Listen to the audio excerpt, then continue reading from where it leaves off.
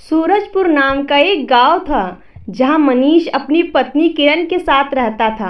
हे भगवान, फिर से बारिश बंद हो गई। अभी अभी तो कुछ छतरी बिकना शुरू हुआ था, पर लगता है हर साल की तरह इस साल भी सूरजपुर में सूखा पड़ने वाला है। आप क्यों परेशान होते हैं? आपका छतरी का दुकान नहीं चल रहा है तो क्या हुआ? मैं दूसरे के खेत में मजदूरी करने जा रही हूँ ना, इसी से घर चल जाएगा। मनीष के घर की हालत कुछ ऐसी ही थी। दुकान होने के बाद भी दूसरे के खेत में मजदूरी करने जाना पड़ता था। सूरजपुर गांव को पता नहीं किसकी नज़र लग गई थी।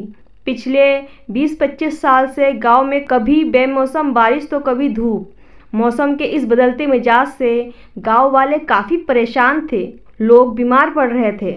मौसम के इस चपेट में गांव का सरपंच मुकुंद सेठ भी आ जाता है और उसका इलाज करने पास के एक वैद्य आते हैं। देखो, तुम्हारी तबीयत दिन ब दिन बिगड़ती जा रही है। अभी भी वक्त है। तुम उस साधु बाबा से माफ़ी मांग लो और खुद को इस बड़ी बीमारी से बचा लो। वैद्य अपना इलाज करके वहाँ से चला जाता है। कुछ ही देर में पूरे गांव में बहुत तेज बारिश शुरू होने लगती है। मनीष के घर के छत में छेद हो रखा था जहाँ से पानी टपक रहा था। तभी उस बारिश में एक साधु एक छाता लेके मनीष के घर का दरवाज़ा खटखटाता है। किरण अपने घर का दरवाज़ा खोलती है। बेटी, मुझे ज़रा कुछ पल के लिए अपने घर में रुकने दोगी? बहुत तेज बारिश हो रही है। इतनी तेज बारिश में निकलना मुझे उचित नहीं लग रहा है। किरण साधु बाबा की बात सुनकर साधु बाबा के हाथ में जो छतरी थी उसे देखने लगती है और सोचती है, इस बाबा के पास तो छतरी है, फिर भी इस बारिश में अपने छाते का उपयोग क्यों नहीं कर रहे हैं? अरे किरण, इतनी तेज बारिश में दरवाजा खोलकर क्या कर रही हो? ठीक है बाबा, आप अंदर आ जाइए। साधु बाबा को किरण घर के अंदर ले जाती है, पर साधु बाबा को मनीष के घर के अंदर जाते हुए गांव के सरपंच के वह काम करने वाला नौकर लालू देख लेता है और ये खबर पूरे गांव वालों को बोल देता है। गांव के सभी लोग सरपंच के साथ उस बारिश में मनीष के घर पहुंच जाते हैं। सरपंच जैसे ही साधु बाबा को देखता है, उनको देखते ही मनीष से बोलता है, मनीष, तुमने किससे पूछ के इस साधु को अपने घर में आने दिया? और बुड्ढे, तू इस गांव में दोबारा कैसे आया? आज तेरी वजह से पूरा गांव इतनी परेशानी से गुजर रहे हैं। तेरी हिम्मत कैसे हुई इस गांव में आने की? अरे पर क्या हुआ? और सरपंच जी, आप ये किस तरह से बात कर रहे हैं इनसे? अरे बेटा, अब गुस्सा मत हो। मैं नहीं चाहता मेरी वजह से किसी को तकलीफ हो। मैं अभी यहाँ से चला जाता हूँ। साधु ऐसा कह के वहाँ से चला जाता है। मनीष और उसकी पत्नी किरण ये सब देख के अचंभा रह जाते हैं। साधु बाबा को इस तरह जाते देख उनको बिल्कुल अच्छा नहीं लगता है। आखिर आपने ऐसा क्यों किया सरपंच जी? साधु से आप इस तरह से क्यों बात कर रहे थे? और आप साधु बाबा पे इतना गुस्सा क्यों हो? वो सब छोड़ो, तुम्हारे घर बारिश क्यों नहीं हो रही है? इतना बड़ा घर पे छेद होने के बाद भी तुम्हारे घर बारिश की एक बूंद नहीं गिर रही है। ये सब उस साधु के कारनामे होंगे। फिर से कोई बड़ा जादू टोना कर दिया होगा।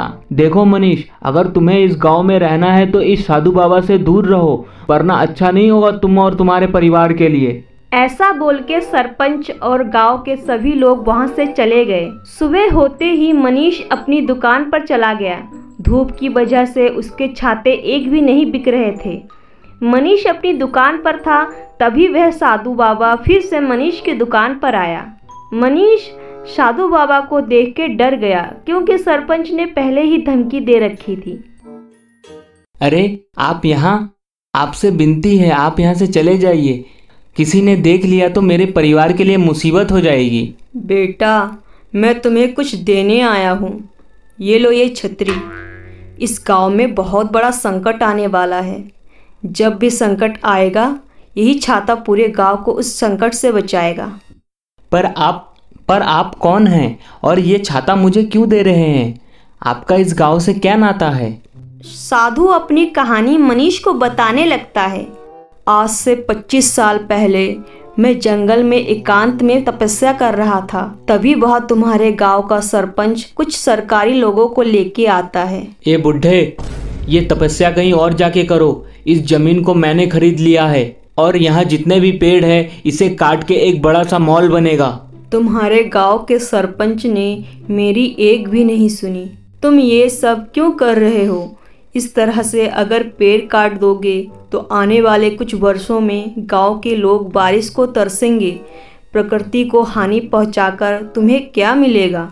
बुढ़े, तू मेरे इस गांव को श्राप दे रहा है। निकल जा यहाँ से। तुम्हारे गांव के सरपंच ने मेरी एक नहीं सुनी और गांव वालों के सामने मुझे गलत बता के मुझे जंगल छोड़ने को मजबूर कर दिया। मैं तपस्या के लिए अमरनाथ जा रहा हूँ। इस छतरी से इस गांव की रक्षा करना। ऐसा बोल के साधु बाबा वहाँ से चला गया। रात होते ही साधु बाबा ने जैसे भविष्यवाणी की थी वैसा ही हुआ। सूरजपुर में तेज बारिश शुरू हो गई। बारिश इतनी तेज थी कि पूरे गांव में बाढ़ आ गई। गांव में सभी के घर में बारिश का पानी चला गया। बस मनीष के घर में ही बारिश की एक बूंद नहीं गिरी। गांव के सरपंच और सभी लोग मनीष के घर जाते हैं और उससे मदद मांगते हैं। आप सब परेशान मत हो। आप लोगों ने जो जंगल को काट के प्रकृति को नुकसान पहुंचाया है, ये सब उसी के ही नतीजे हैं। जिस साधु बाबा को आप लोगों ने गलत ठहरा के इस गांव से निकाल दिया, उसी साधु बाबा ने पूरे गांव को बचाने के लिए एक छाता दिया है। मनीष ने साधु बाबा का दिया हुआ छाता जैसे ही खोला, छाते को खोलते ही छाता इतना बड़ा हो गया कि उस छाते के नीचे सिर्फ गांव के लोग ही नहीं, पूरा गांव आ गया। गांव के सभी लोग उस जादुई छतरी में अपने आप को सुरक्षित महसूस कर रहे थे।